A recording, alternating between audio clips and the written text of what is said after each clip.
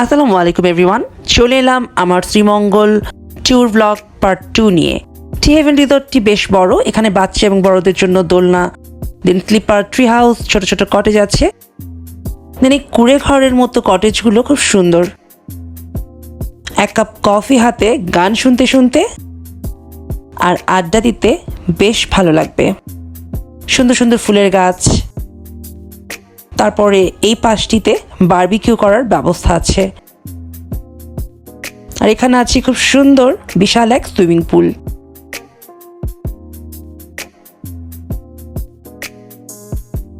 আমরা আমাদের রুমে ফ্রেশন আপ হতে চলে এলাম। ফ্রেশ হয়ে আবার চাঁদের গাড়িতে চড়ে বেরিয়ে পড়লাম। সবুজের রাজ্য, চারিদিকে শুধু সবুজ আর সবুজ।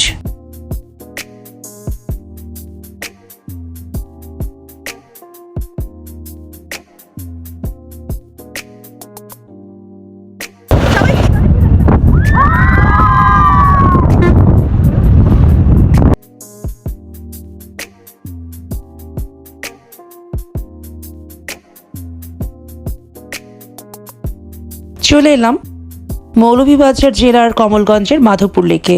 এটি একটি প্রাকৃতিক হ্রদ যা মাধবপুর চা বাগানের ভেতরে অবস্থিত এবং চারদিকে ছোট ছোট টিলা ও চা বাগান দিয়ে ঘেরা, যেখানে প্রচুর পদ্ম ও শাপলা ফুল ফোটে। তো আমরা আস্তে আস্তে টিলার উপরে উঠছি এবং চা শ্রমিকদের চা পাতা তোলার দৃশ্য দেখছিলাম। ঘোরাঘুরি, ছবি তোলা শেষে আবার আমরা পানসি হোটেলে লাঞ্চ করতে চলে যাচ্ছি। লাঞ্চ করতে অনেকটাই দেরি হয়ে গিয়েছিল। এবার আমরা রিসর্টে ব্যাক করে চলে গেলাম পুল সাইডের। ছোট ভাইগুলো খুব চমৎকারভাবে গান গাচ্ছিল।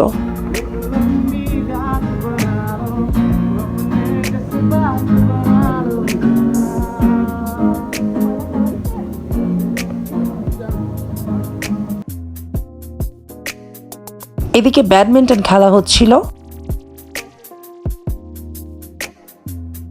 আর এখানে আমাদের গল্পের আসর বসেছিল।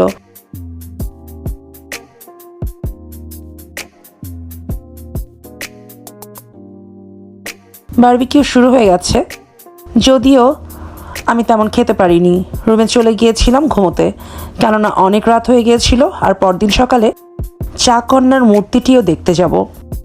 তো আজকের ব্লগটি এই পর্যন্তই। শ্রীমঙ্গলে আমাদের শেষ দিন কেমন কাটলো, কি কি করলাম দেখতে হলে আমার পরবর্তী ব্লগটি দেখতে ভুলবেন না। সবাই ভালো থাকবেন, আল্লাহ হাফেজ। আসসালামু আলাইকুম এভরিওয়ান, চলে এলাম আমার শ্রীমঙ্গল ট্যুর ব্লগ পার্ট 2 নিয়ে। টি হেভেন রিসর্টটি বেশ বড়, এখানে বাচ্চা এবং বড়দের জন্য দোলনা, দেন স্লিপার, ট্রি হাউস, ছোট ছোট কটেজ আছে। দেন এই কুড়ে ঘরের মতো কটেজ